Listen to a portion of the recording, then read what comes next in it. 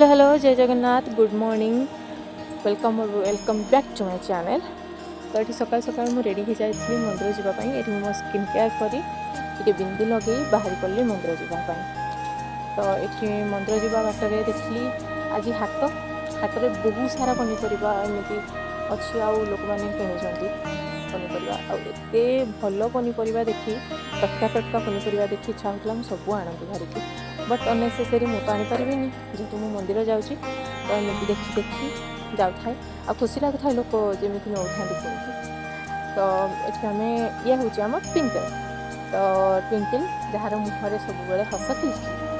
तो ये आम मंदिर भी केत कथा हो पहुँची जाइचु आम चल साली मंदिर भी गलु से मंदिर जावा पूर्व गोड़ टे धोवा तो निहाती दरकार।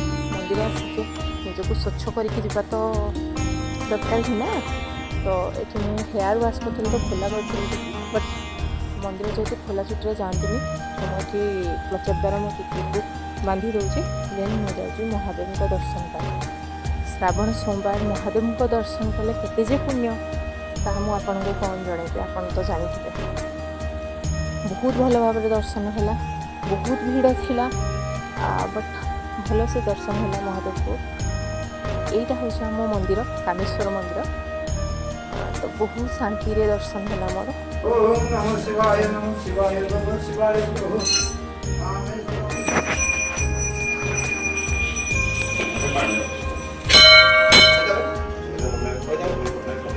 सपरिवार कल्याण करो सुधा करो सपरिवार कल्याण करो श्रीतम लिखा कितनो अभिष्टा हम माँ पार्वती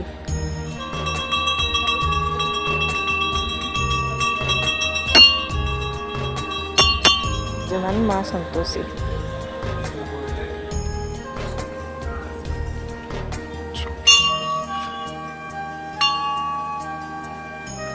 लक्ष्मी माँ अच्छा ये मो तीन ठाकुर।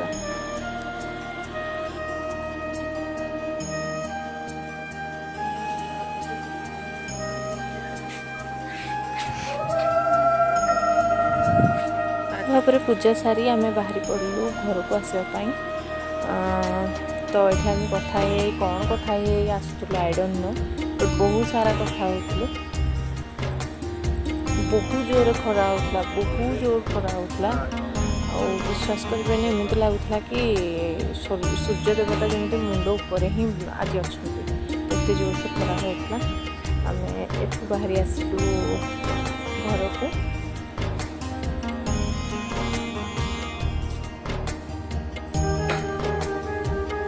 हनुमान ठाकुर मंदिर तो ये दर्शन करूँ।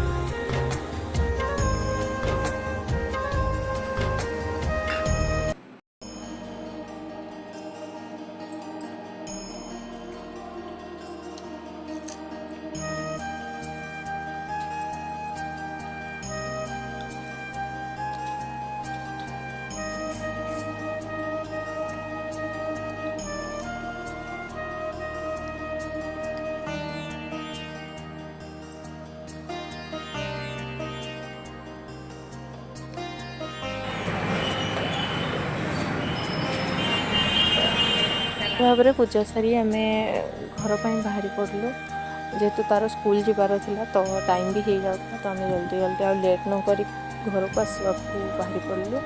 तो ये एक्चुअली मुझे चिड़ौली बहुत गुड़े कथा कही जोटा कि से जानी भी भिड होगा बट मुझे चिड़ौली घर को आसी मु चाहा को बिस्कुट टे खाइली जेहेतु आज सोमवार श्रावण सोमवार किसी खाए गोटे थर खाए तो मुझे बिस्कुट को चाहा बस देन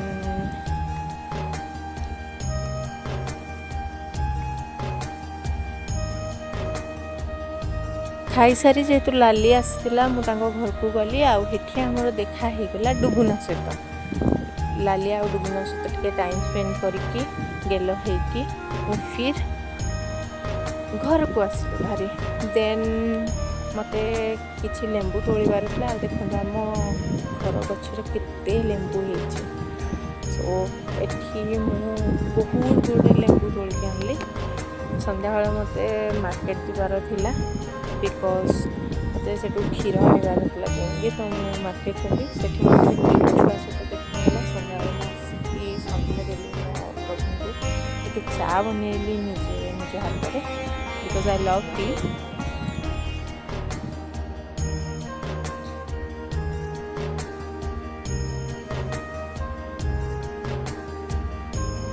ଚା ପିଇ ସାରିଲା ପରେ ଦେଖିଲି ଟିକେ ଝିପଝିପ ବର୍ଷା ହେଉଛି ରାତି ବି ବହୁତ ହେଇଗଲାଣି ମୁଁ ଟିକେ ଡାଲମା ବଟା ଖାଇ ଶୋଇପଡ଼ିଲି। ପ୍ଲିଜ୍ ୱାଚ୍ ଲାଗିଥିଲେ ସବସ୍କ୍ରାଇବ୍ କରିବାକୁ ଭୁଲିବେନି ଆଣ୍ଡ ଲାଇକ୍ କରିବେ।